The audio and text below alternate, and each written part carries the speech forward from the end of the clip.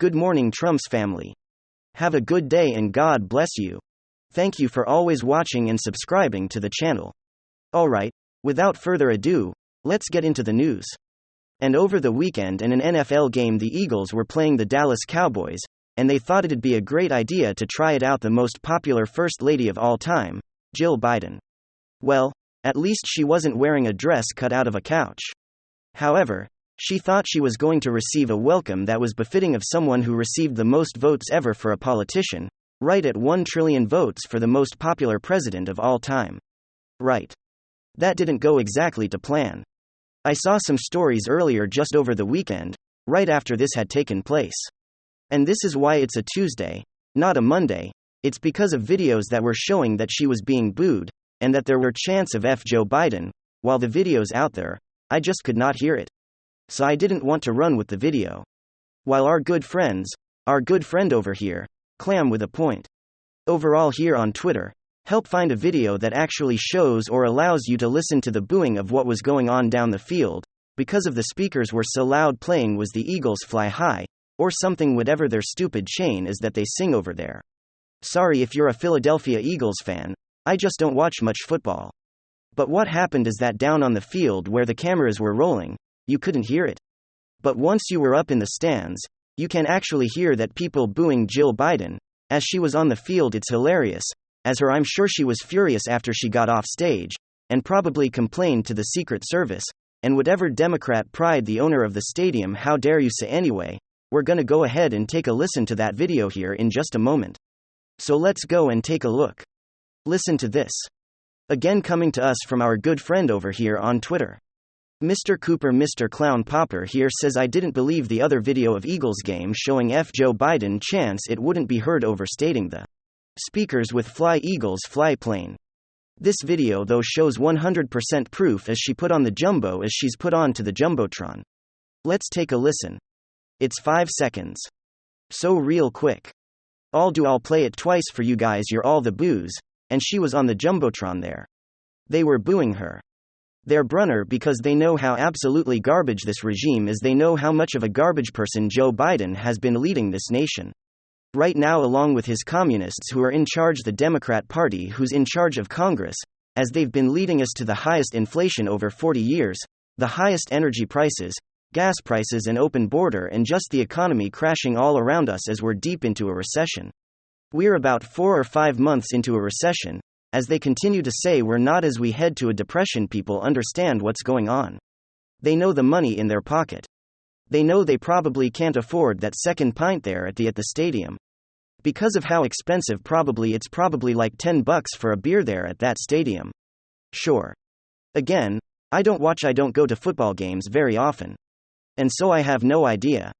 But I'm sure that's probably a price. Maybe it's even higher than that. Maybe $15, who knows? Anyway, outside of all that, Joe Biden getting the brunt of the anger of the people there in the stadium, mostly working class people who were there to watch football game, saw this person come out and say, wow, this is the reason why I'm paying $6 for a gallon of milk and $5 for a loaf of bread. This is the person who continues to trot out the dementia-ridden Joe Biden as he continues to lay waste to this nation. Anyway, I just thought was hilarious. I thought it was a great video. Thanks, props up to my friend Joe on a point over there. Now, some significant news. They go on full steam. 1984, everyone telling people don't worry about it. War is peace. Stop asking for a de-escalation, and you're great. Everyone's saying that's every rational actor has been saying. Listen, clearly, the Ukrainians and NATO and Joe Biden, all of these people don't want a situation in Ukraine that doesn't involve fire and flames and glowing nuclear radiation. They want this, they want war. They don't want peace, ain't interested in that, ain't no money in peace. There ain't no money in healthy people, in my right, big pharma. And there certainly ain't any money in peacetime. And so they're telling everybody with a straight face, this Business Insider, that Putin's nuclear threats are pushing people like Trump and Elon Musk to press for a Ukraine peace deal. A nuclear expert warns that super duper day there, where are all of the Putin nuclear threats?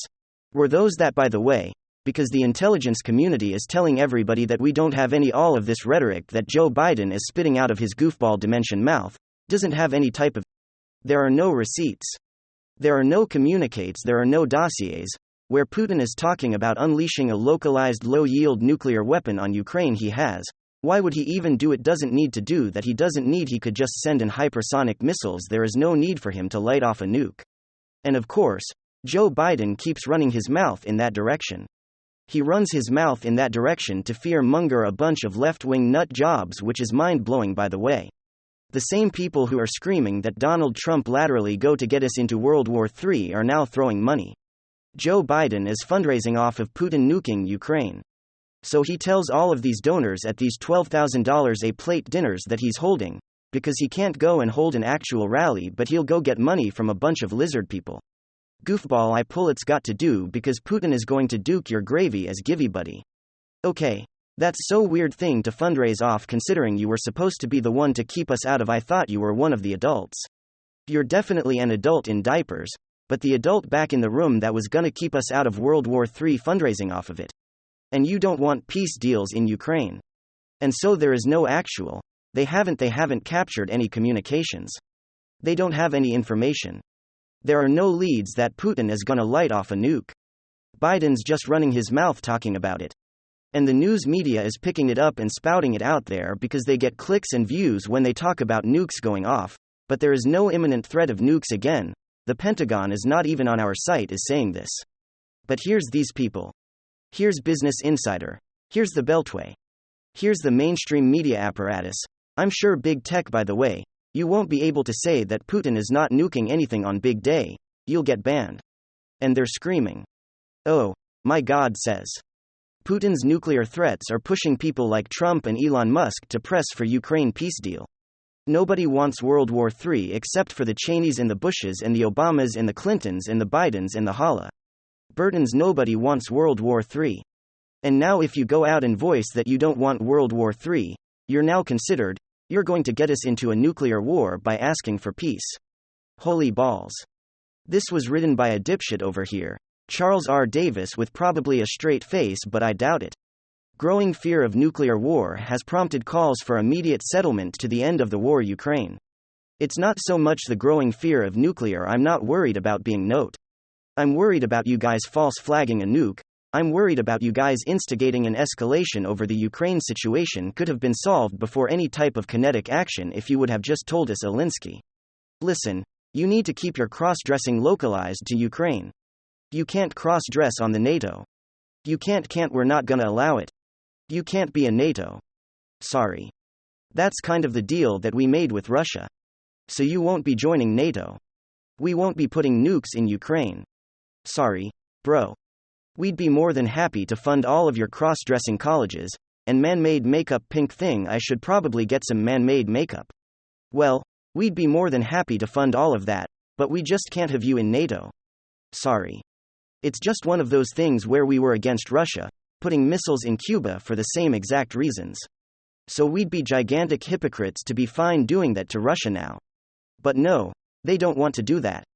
They don't want to do it. They want Putin to do something stupid. They want Putin. They're treating Putin like they treat MAGA. They keep poking and prodding and pushing. They want Putin to do something crazy. So then they can then turn around and say, see, we told you what you guys have been. Poking him, stop poking him. But abandoning support for Ukraine now could spur Russia and others to make more nuclear threats. Russia wasn't making nuclear threats until this country, which doesn't have a treaty, doesn't have an alliance with Ukraine, started dumping trillions of dollars into Ukraine. Right, Russia wasn't making any type of threats. Russia wasn't making any threats until we violated the Minsk Accord. Ukraine is escalating this. They need to be neutral. Quote, just giving in at this point would actually be dangerous, said nuclear expert Pavel Pugvig. No, bad Pavel. Pavel sounds like a Ukrainian. You're an insane person. This needs to stop. Ukraine can't do anything if we don't fund them. And we shouldn't be funding them. They're not an ally. This is fucking stupid, and it's dangerous.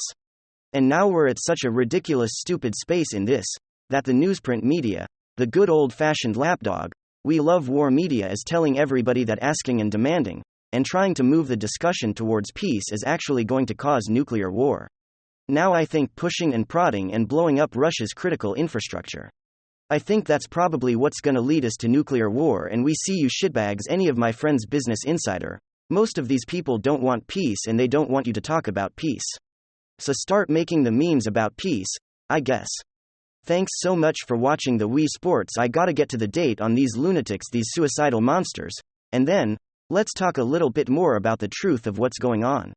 We have here a Trump economist, Stephen Moore, and E.J. Anthony, did a piece for the New York Post. And this is what they said. Not surprisingly, since President Biden took office, monthly savings have collapsed, falling at 3%. Now we know that Biden still says people are saving more than ever. That's a flat-out lie. They are saving, their savings have fallen at 3%. Okay, many millions of Americans are actually, they comment on that. They say we could never understood how Biden could say with a straight face that Americans are saving more. His transformation in the US economy has had just the opposite effect.